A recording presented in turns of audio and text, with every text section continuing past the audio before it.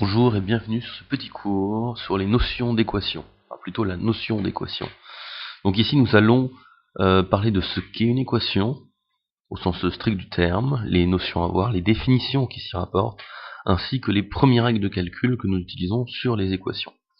Donc on commence par les définitions. Une équation c'est quoi?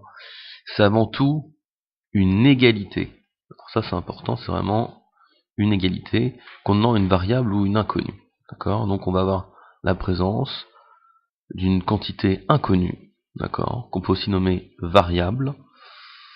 Donc voilà. Généralement, par convention d'écriture, elle est le plus souvent nommée par la lettre X. Bien sûr, je dis par la lettre X, mais on peut utiliser T, A, B, n'importe quelle autre lettre. Voilà, toutes les lettres sont possibles, même de l'alphabet grec. Hop, toutes les lettres sont possibles. Ok, entre parenthèses.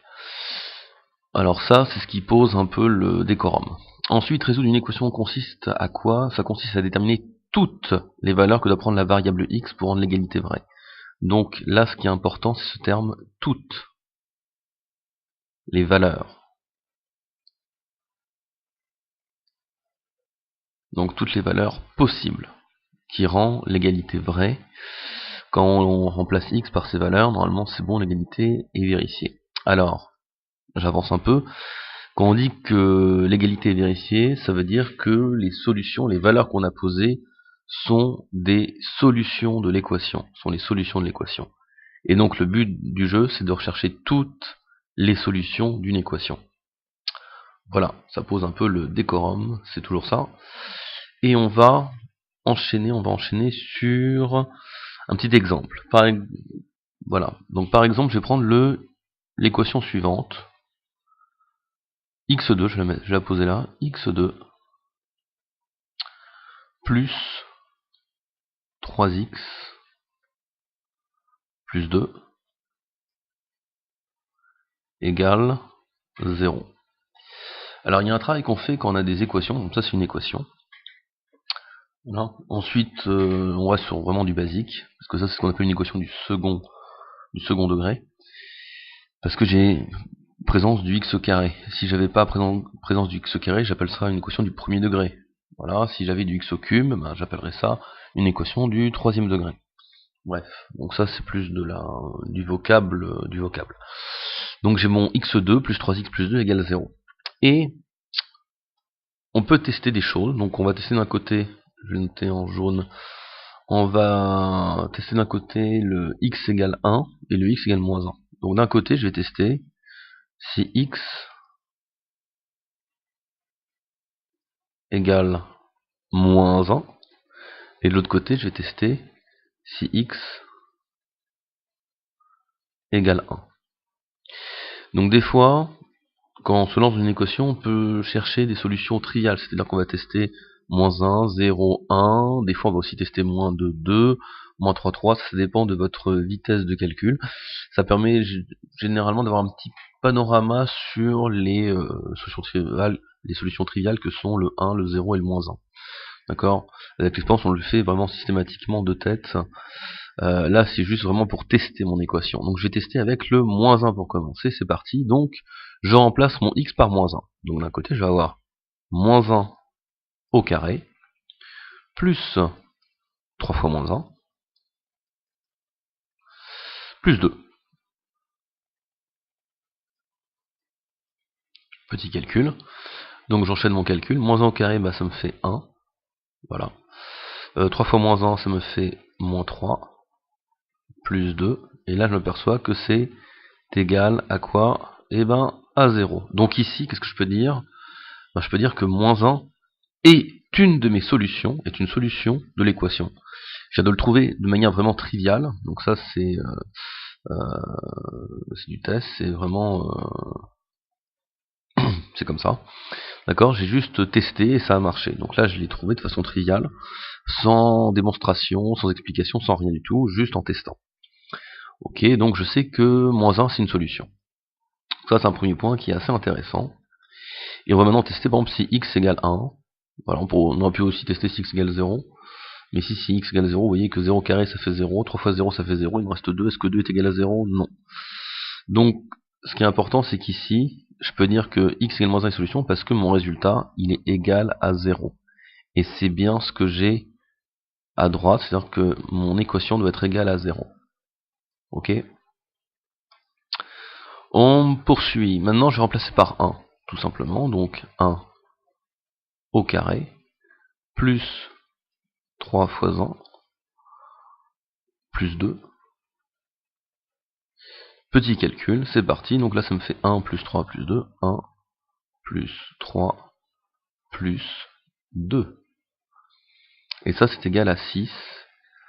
Et malheureusement, ben 6, c'est différent de 0. Donc là, c'est différent de 0. Donc pareil, je compare toujours le terme qui se trouve à droite, le égal 0, à ce que je vais trouver à gauche quand je fais mon remplacement. Donc ici, je m'aperçois que ben c'est différent de 0, donc x égale 1 n'est pas solution. Voilà, donc c'est une petite explication pour vous montrer ce que c'est des solutions et ce qui n'est pas solution aussi. Ok. Donc là c'était juste de la vérification de manière triviale, bim. Maintenant définition, on poursuit un peu, c'est une notion d'équation. On dit que deux équations sont équivalentes lorsqu'elles ont les mêmes solutions. Alors ça veut dire quoi? Ça veut dire, si je pose par exemple mon équation, je vais le noter là, ici, hop, si je pose l'équation 2x moins 1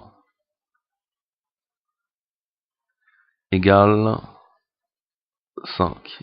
Donc si je regarde ça, je sais que, alors je vais le noter en vert, je sais que si j'emplace x par 3, 2 fois 3, 6, 6 moins 1, 5, ok. Donc si x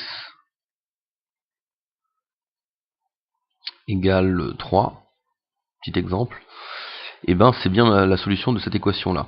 Et j'ai envie de tester une autre équation, me donner une autre équation, par exemple on me donne 8x moins 4 égale 20. Pareil, pour savoir si c'est une équation équivalente, je vais juste remplacer mon x par 3 là-dedans. Donc ça me fait quoi? Ça me fait du 8 fois 3 moins 4. 3 fois 8, 24. 3 fois 8, 24, moins 4, 20. Donc là j'ai du 24 moins 4, et donc je retrouve bien que c'est égal à 20, comme ce que j'ai ici. Donc j'aperçois que x est aussi solution. Donc là j'ai toujours x égale 3 comme solution, et donc ce qui découle de tout ça, c'est que ces deux équations-là, on les dit équivalentes. D'accord? Donc équivalentes, équivalentes, voilà, schlack. Elles sont équivalentes. Alors ça c'est un intérêt, au niveau de la gestion des équations. Et là nous allons entrer dans les règles de calcul avec deux parties. Donc dans la règle 1, on peut obtenir une équation équivalente en ajoutant, en soustrayant par un même nombre simultanément de chaque côté de l'égalité. Autant dire, tout ce que je fais à gauche, je le fais à droite, tout ce que je fais à droite, je le fais à gauche. Donc pour la règle 1, on va tester un truc. Règle numéro 1, je pose comme exemple, par exemple, x plus 2 égale 3. Donc ici, si x égale 1, c'est solution. Je le vois, c'est une solution triviale. Maintenant, si de chaque côté je rajoute, je rajoute, allez hop, je rajoute, par exemple,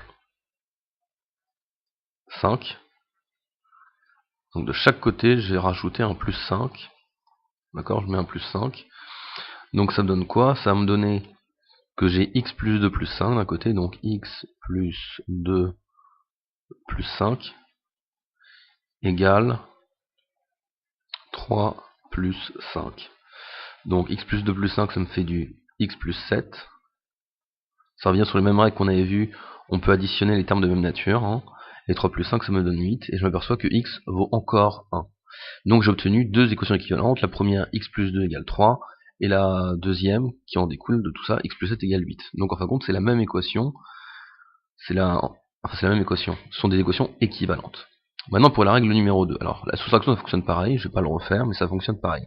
Règle numéro 2, identique, c'est aussi avec la multiplication. Maintenant si je prends x plus 2 égale 3, et que je multiplie de chaque côté, alors ça c'est technique, j'ai multiplié de chaque côté, hop, par un même nombre. Alors ici je vais mettre 1 fois, tiens, 1 fois 2, tout simplement. Donc je multiplie par 2 de chaque côté. Là il y a une petite subtilité, il ne faut pas oublier ces parenthèses, c'est-à-dire que j'ai toujours mon équation, x plus 2 égale 3. Par contre, je vais multiplier de chaque côté par 2, donc je vais avoir de la distributivité qui va découler 2 facteurs de x plus 2, et 3 fois 2, là pas besoin de parenthèse, je peux le faire direct. Et ici je me retrouve avec 2x plus 4 égale 2 fois 3, 6. Pareil, si x égale 1, qu'est-ce que ça me fait? 2 fois 1, 2 plus 4, 6. Voilà, donc x est aussi solution, x égale 1 est aussi solution de cette équation. Donc vous venez de voir qu'on peut créer des équations qui sont identiques, et ça, c'est vraiment un principe de balance. Alors si vous voulez voir une balance à plateau, une balance de Roberval, vous avez deux plateaux, et le but du jeu qui va se passer là-dedans, c'est que je veux garder l'égalité, ma balance elle est vraiment à l'équilibre, donc c'est égal entre les deux plateaux, donc tout ce que je vais rajouter à gauche, d'accord, je vais mettre un plus, si je mets un plus ici, automatiquement je vais mettre un plus à droite. Si je multiplie mes quantités par 2 à gauche, il faut que je multiplie mes quantités par 2 à droite, et inversement. D'accord? Donc voilà un peu les notions d'équation, les définitions, les règles de calcul qu'on applique de manière automatique quand on fait des équations. Merci d'avoir suivi ce petit cours.